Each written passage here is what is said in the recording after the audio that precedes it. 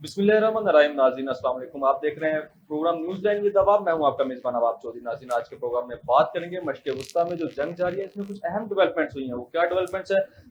अमेरिकी सदर Donald Trump ने कल कौम से खिताब करते हुए कहा है कि हम ईरान पर आने वाले 2 से 3 हफ्तों में शदीद हमले जारी रखेंगे और ईरान को वो पत्थरों के ज़माने में धकेल देंगे जहाँ से वो ताल्लुक़ रखते हैं। और उनका मज़ीद ये कहना था कि ईरान ने हमें पेशकश की है मुज़ाकरात की जंगबंदी के लिए, हम इसको तभी देखेंगे जब तक वो आबने हर्मुज़ को नहीं खोलते हैं। तो दूसरी तरफ जो दूसरा हमारा पॉइंट होगा वो इज़राइल से मुतल्लिक है। इज़राइल ने वो अदम एतमाद का इज़हार किया है पाकिस्तान के ऊपर, जो पाकिस्तान जंगबंदी की कोशिशें कर रहा है। तो इज़राइल का कहना था कि हमें पाकिस्तान पर यकीन है। इन सब चीज़ों को के ऊपर बात करने के लिए हमें जॉइन कर चुके हैं नासिर चौधरी साहब, जो तजज़ियाकार भी हैं, उन सारी चीज़ों पर गहरी नज़र भी रखते हैं। तो सबसे पहले बहुत शुक्रिया नासिर साहब, आपने प्रोग्राम में वक़्त दिया हमें।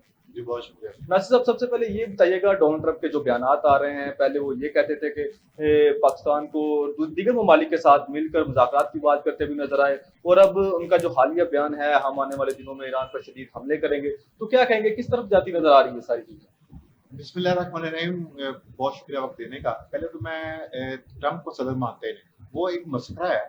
और उसने जिस वक्त वोट लिए थे अमरीकियों से, तो उसने वो भी वोट जो है उसने इमरान खान से उसके नाम पे लिए थे कि मैं उसको रहा कराऊंगा, और जितने ओवरसीज पाकिस्तानी थे उनसे भी उसने वोट हासिल किए थे। उसकी कमजोरी ये है कि वो युगंडा का एक सदर रहा है, ईदी मीन, ये उसकी कॉपी है।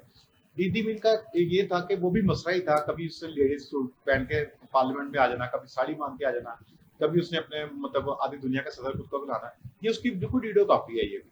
तो इसका कभी आप भी देखेंगे कि इसमें फ्लक्चुएशन बहुत ज्यादा है।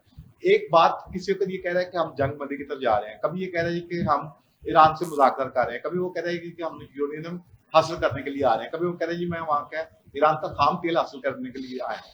अभी कल जो उसने किताब की है उसमें उसने कहा कि हम जंग बंदी के बहुत करीब हैं, 2 या 3 हफ्तों में जंग बंद हो जाएगी। पाकिस्तानी टाइम के मुताबिक आज सुबह 6 बजे, मेरे के कल अमेरिका का रात को 9 बजे उसने किताब की है, और उसमें उसने कहा जी हम पत्थर के जमाने में ले जाएंगे। लेकिन साथ उन्होंने ये भी कहा कि हम यूरेनियम हासिल नहीं कर सकते क्योंकि वो बहुत ज्यादा जो है गहराई में उन्होंने दफन किया हुआ है। तो वो इसलिए हासिल नहीं कर सकते। देखिए, पहले तो मैं आपको एक बात डिस्क्लोज करता चलूं कि ईरान के पास, जो दुनिया ये कह रही है कि ईरान के पास एटम बम नहीं है, ईरान के पास एटम बम आज से 2 साल पहले का है। लेकिन ईरान को इस बात का ये भी बड़े तरीके से अदराक है कि अगर वो एटमी हमला इस वक्त वो करे तो उसमें ये देखें कि वो, क्योंकि अमेरिका बहुत ज्यादा दूर है, तो उसका नुकसान उसके नेबर्स को बहुत ज्यादा होगा, और जो खलीजी रियासतें उनको बहुत ज्यादा लेकिन होगा। नासिर साहब, यहाँ पे एक सवाल है, अगर एटम बम ईरान के पास है तो इसराइल के से जो उनकी मुखाबत है और सारी चीजें चल रही हैं, तो इसराइल को धमकी तक क्यों नहीं देता ईरान, अगर है तो? देखिए सर, मेरी बात सुने। अभी तो उसने पुराने मिसाइल इस्तेमाल किए। मैं आपको बताता चलूं कि जो ईरान की एक सरजमीन है, नीचे एक शहर है जिसको मिसाइल सिटी का नाम उन्होंने दिया था। वो उसके नीचे जो था ना, वो उन्होंने मतलब सारा कुछ दफन भी किया हुआ है। उसके साथ जो था ना, उनका एक एयरपोर्ट है जहाँ से जो सा जंगी जहाज निकलते हैं।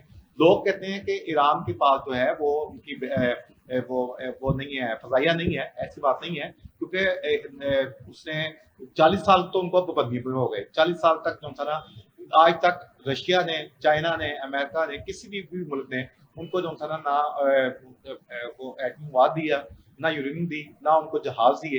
उसके बावजूद उनके पास जो जहाज थे, वो उनके जो उन्होंने जो हमले किए हैं, वो आप ये कहेंगे खुद कुछ हमलों के तौर पर। यानी जितनी इस वक्त तबाही इसराइल में हुई है, उनके इस वक्त सफा अस्सी से जो था ना 30 शहर तो सफा अस्सी से मुंतक है। यानी अगर आप उसका मुआवजा करें तो इतनी तबाही, यानी 70 लाख लोग और बच्चे खवातीन जो फलस्तीनी थे जिनको उन्होंने शहीद किया था, उससे बदतर जो था ना इस वक्त इसराइल का हाल। वो लोग खुदकुशियां कर रहे हैं, वो लोग ज़हनी मरीज बन गए हैं। और ये जो उनका है वजीर आजम है, आप ये देखेंगे कि वो किस तरह बुज़दिल है, कि वो मतलब कितने दिन तक वो उस बंदे ने शहादत कैसे हासिल की। यानी उसने कहा कि हम इमाम हुसैन के बेटे हैं, और उसको 1.5 घंटा पहले जो है वो टर्किया ने और चाइना ने बता दिया था कि इतनी देर में यहाँ पर मिसाइल पहुंचेंगे, आपको और 1.5 घंटे आप बैंकर में चले जाएं। लेकिन उन्होंने, क्योंकि 86 उनकी एज थी, तो उनका ये था कि शहादत की मौत उनकी ख्वाहिश थी। तो उन्होंने कहा कि वो हुसैन के बेटे हैं तो हमें शहादत ही चाहिए। तो वो नहीं गए, शहीद भी हो ठीक गए। है, आपका पॉइंट आ गया नासिर साहब, लेकिन इधर एक और सवाल भी है, जैसा कि हमने देखा कि डोनाल्ड ट्रंप के जो बयानात हैं दिन ब दिन, लेकिन दूसरी तरफ ईरान के जो वजीर खारजा हैं, उन्होंने दो टोक ये अल्फाज कहे कि हम अब जंग खत्म करेंगे, हम इस पे कोई मुज़ाकरात नहीं करेंगे। दूसरी तरफ ईरान की जानिब से हमें ये बयान सुनने को मिलते हैं।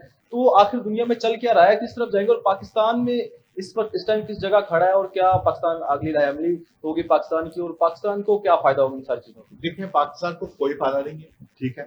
मसला ये है कि पाकिस्तान को दो जो था ना वो तेल के जहाज वहां से निकलने को मिले हैं, ठीक है। वो भी ये कहा गया, यानी ट्रम्प मैंने कहा है कि उससे ज्यादा खबीस आदमी पूरी दुनिया में कोई नहीं है। उसने पाकिस्तान को गंदा करने के लिए, पाकिस्तानी आर्मी को और पाकिस्तानी वजीरों को गंदा करने के लिए उसने बाकायदा ये स्टेटमेंट दी कि वो जो दोनों जहाज में मिले थे ऑयल के, वो जो था ना वो उन्होंने हमें दे दिए थे। यानी उनका ये था, उस पर जो था ना अमरीकी जो ईरानी वजीर खारजा है, उन्होंने बड़े तहफ़्फ़ुज़ात का इज़हार किया। उन्होंने कहा कि हम चूँकि हमसाया मुल्क है पाकिस्तान, हम बड़ी उनकी कदर करते हैं, उनकी अवाम पाकिस्तान से बड़ा प्यार करते हैं। तो ये इनको क्या ज़रूरत थी अगर इसमें कोई सच्चाई है। लेकिन नासिर साहब, यहाँ पे आपने जो बात की है, इधर पाकिस्तान की हुकूमत की जानिब से कोई ऐसा रद्द-ए-अमल नहीं आया, ना कोई ऐसी बात की गई, ना कोई प्रेस कॉन्फ्रेंस सामने आई है। तो इस चीज़ को आप कैसे देखते हैं कि पाकिस्तान को यहाँ पे पॉइंट रखना चाहिए था अपना? डेफिनेटली पाकिस्तान के वज़ीर ख़ारजा या डिप्टी प्राइम मिनिस्टर वो किस मर्ज़ की दुआ है? क्या मतलब वो बिलावल क्या कर रहे हैं, या दूसरे जो लोग बैठे हैं, अगर उनकी हुकूमत है, हर ज़रा सी पेट्रोल महँगा और सस्ता और रात को 2 बजे, 2:30 बजे अता-तड़ आके बैठ जाते हैं, वो प्रेस कॉन्फ्रेंस करने बैठ जाते हैं। तो उनको चाहिए नहीं था कि उसकी जो है ना वो उसकी तरदीद करते।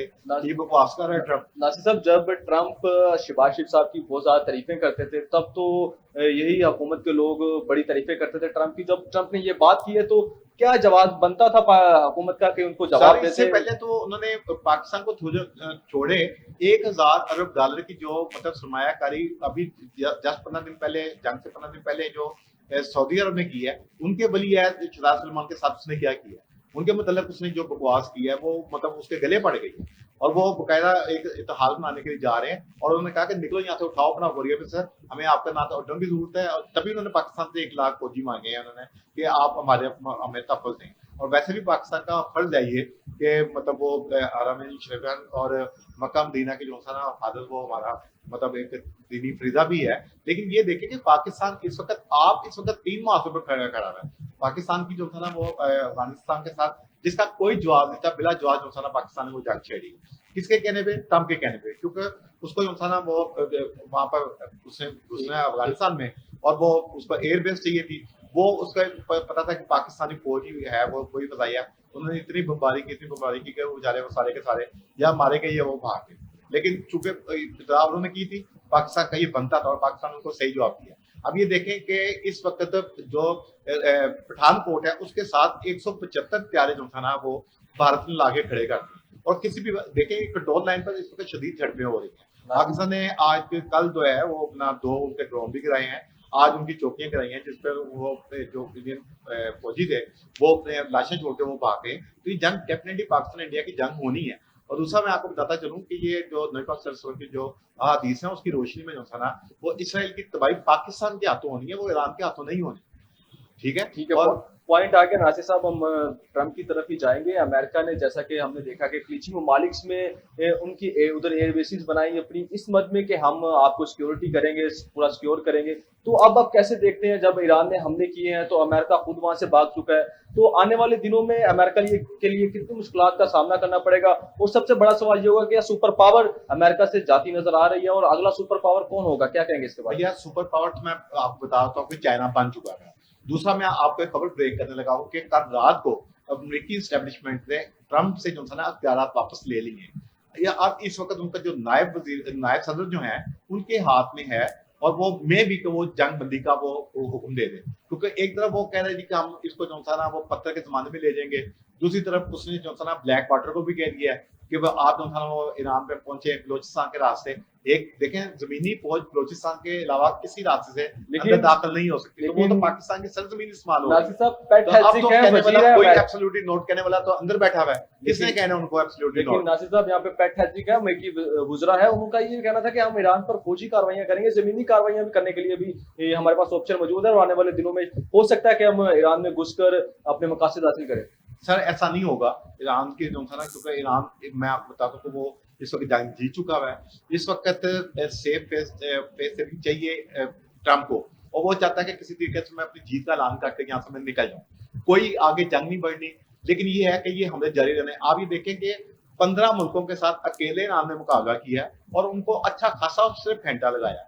किसी के साथ उसने स्पेयर नहीं किसी को भी किया। सेफ सेविंग के लिए नासिर साहब, यहाँ पे सवाल ये है कि अब आपने हर्मस को खुलना होगा। अगर ट्रंप को अपनी सियासत बचानी है तो उसको आपने हर्मस को खुलवाना होगा, लेकिन वो जो नजर नहीं आता, ईरान कभी भी नहीं उसको खोलेगा। दूसरी तरफ या तो फिर अमेरिका को अपनी सुपर पावर बचाने के लिए, अपना जो बची इज्जत है उसको बचाने के लिए ट्रंप को बरतरफ करके एक नया प्रेसिडेंट लाना होगा जो जो ईरान के साथ सर मैंने मुज़ाकरात करेगा। भी आपसे कहा है कि उसको 11 तो से वापस के लिए गए हैं, नायब सदर को 11 दे दिए, कोई बड़ा फैसला ट्रंप नहीं कर सकता।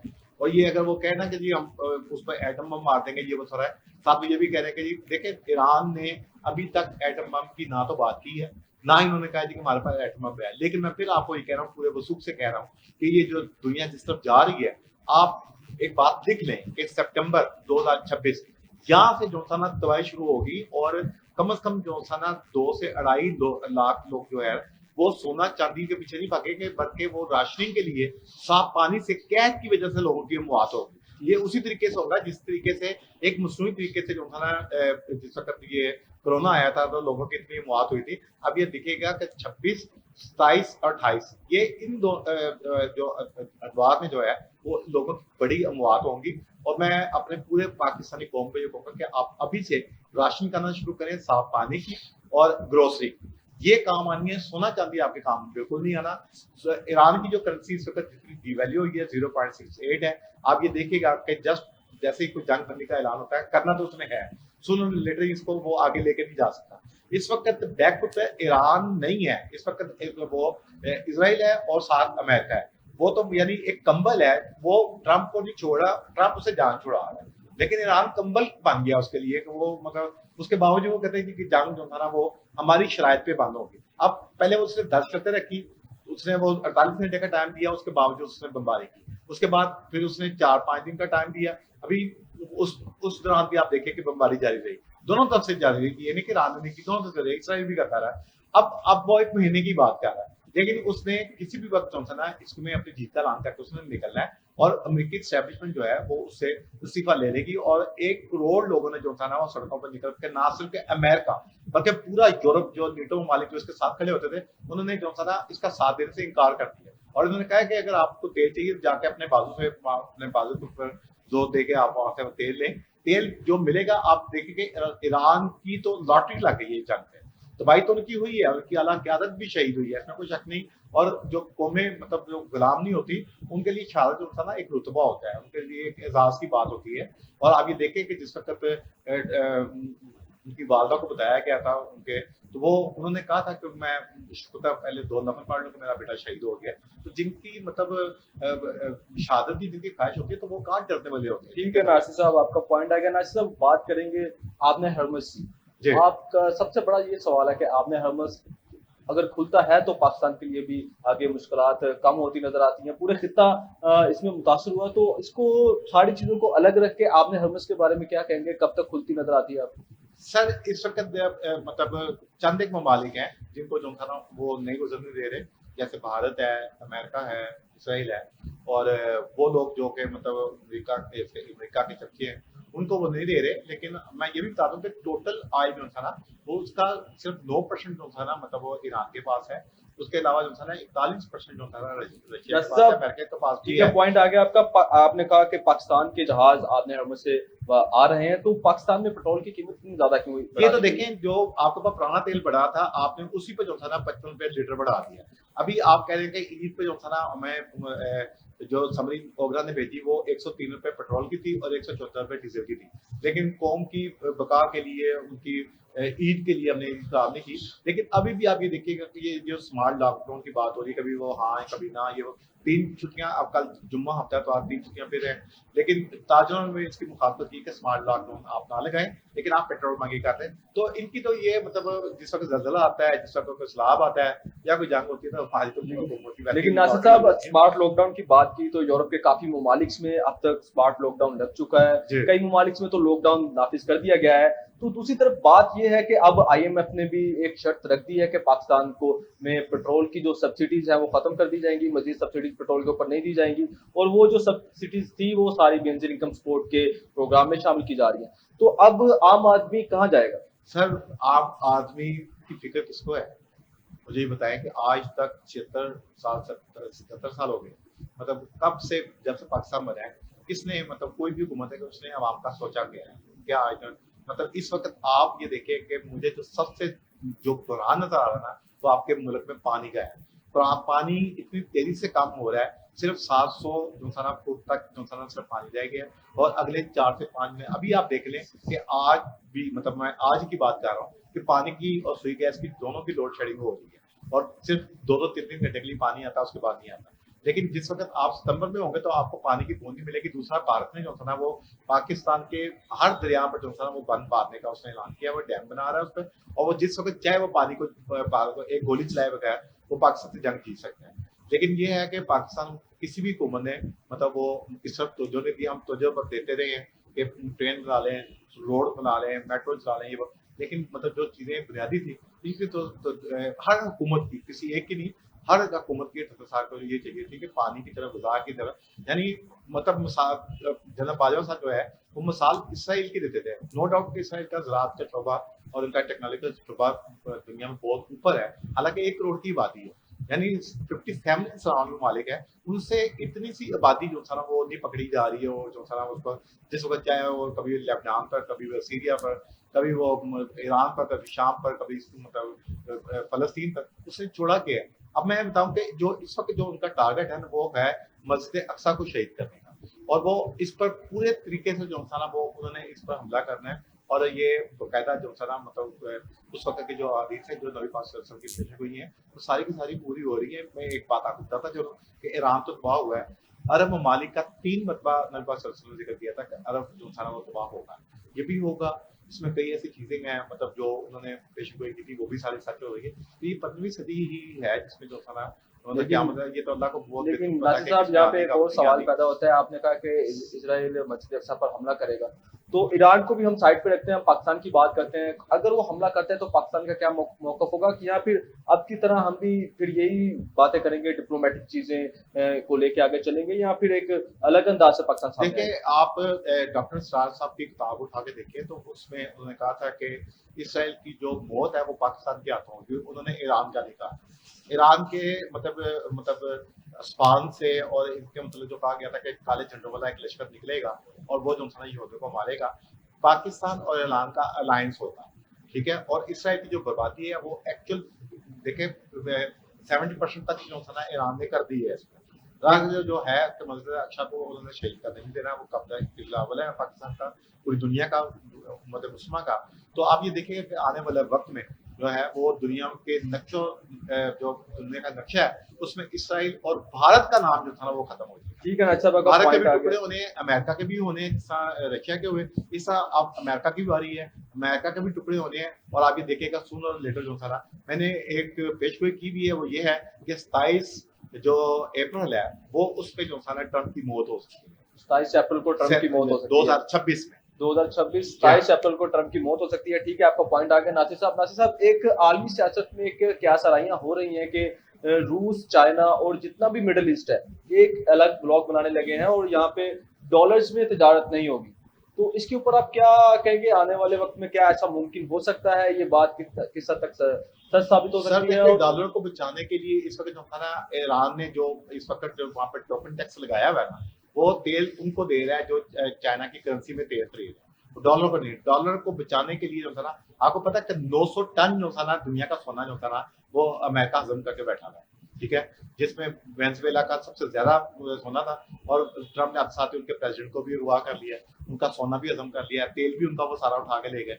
तो अमेरिका को आज तक टकरा ही कोई नहीं था जब से मतलब ये दुनिया बनी ना, अमेरिका को कोई भी नहीं। लेकिन अमेरिका में ऐसा कभी सदर भी कोई भी नहीं आया जितना ये है। लेकिन इसकी मौत बिल्कुल करीब है, इसकी तभी मौत होनी है या इसको कत्ल कर दिया जाएगा। जो इस जितनी इसकी मुखालफत है, सुनर और लेटर इसको हटा भी दिया जाएगा, इसकी जगह वाइस प्रेसिडेंट को ज्यादा दे देंगे और वही फैसले करेगा। लेकिन आने वाले वक्त में अमेरिका ने आज तक मुझे बताएं कि जंग कौन सी जीती है। मार्स भाई उसने अफगानिस्तान पर हमला किया, ताकि फार होकर वहां पर उस वक्त पाकिस्तानी फौज को वहां से निकाला है। इसने सिर्फ इराक पर, वो भी सदाम से पर दाम लगा के 9/11 का, तो उस पर इसने ये आज तक जंग वियतनाम के साथ इसने पंगा लिया था। और आप ये देखें कि वियतनाम का मतलब क्या हाल हुआ था, जापान के साथ किया था। लेकिन जापान ने दूसरी जगह दी में 1945 में, जापान को ये बार बार कहते रहे, लेकिन जापान अपनी हटगर्दी से बाहर नहीं आया और वो जंग को लेटर ऑन करता रहा, आगे बढ़ाता रहा उसको, लिंगर उसने किया। तब उससे अमेरिका ने जो था ना उस वक्त जो था जापान पर जो था ना वो एटम बम मारा, उसमें हिरोशिमा और नागासाकी पर इतनी ज्यादा तबाही हुई कि मतलब उस वक्त लोग कहते थे, उस वक्त जिस बंदे ने जहाज से एटम बम फेंका था, सुबह 8 बजे का 45 मिनट का टाइम था, तो बच्चे स्कूल जा रहे थे, लोग मजदूरी पे जा रहे थे, ऑफिस के जा रहे थे, तो उस बंदे उसकी डेथ हुई है 1995 में। तो उसके एक लफ्ज से कि उससे किसी ने पूछा था कि आपको कैसा महसूस हुआ जिस वक्त आपने एटम बम जहां से गिराया, उसने कहा मुझे पता नहीं था। तो उसके तारीखी अल्फाज है कि oh my god what had been done. कहता है जिस वक्त मैंने मुड़ के देखा तो मैंने सिर्फ देखा कि सिर्फ मिट्टी उड़ रही है और हर तरफ जो सा लाशों के अंबार लगे थे। तो अब जो है चूंकि ईरान बाज नहीं आ रहा, खदशा दुनिया की जाहिर कर रही है कि ऐसा ना हो कि ट्रम्प चूंकि पागल है, ज़हनी मरीज है, वो अपने बाल तक नोचता है। जिस वक्त ईरान पर पहला हमला जिस दिन उसने किया है मुज़ाकरात के दौरान, तो उस वक्त वो 10 मिनट बाद वो नाचा और 11वीं दफा गिर के बेहोश हो गया। नशे का वो आदी है, ठीक है, और ठीक है। उसको बीमारी भी है उसके दिमाग में, और उसने कत्ल होना है। मैं जो प्रेडिक्शन कर रहा हूँ ये है कि उसने तभी ठीक है। मौत की मार नासिर साहब, आखिरी सवाल करूंगा, आप जिस कत्ल की बात कर रहे हैं, क्या ईरान हमला करेगा, ईरान कत्ल करेगा डोनाल्ड ट्रंप को? नहीं, ये अमेरिका में ही उसका कत्ल होना है, ना तो कोई और मुल्क करेगा, और इनकी अपनी अफवाज पर जो है इसको उनकी एस्टेब्लिशमेंट जो है इसको खुद करवा के जान छुड़ाएगी। ठीक है नासिर साहब, बहुत शुक्रिया, आपने प्रोग्राम में वक्त दिया। जी आपने नासिर साहब की गुफ्तगू सुनी। इसी के साथ प्रोग्राम का वक्त खत्म होता है। अपने मेजबान को दीजिए इजाजत। मुलाकात होगी अगले प्रोग्राम में एक नए अनुमान के साथ, एक नए मेहमान के साथ। तब तक के लिए अल्लाह हाफिज। पाकिस्तान जिंदाबाद, पाकिस्तान हमेशा जिंदाबाद।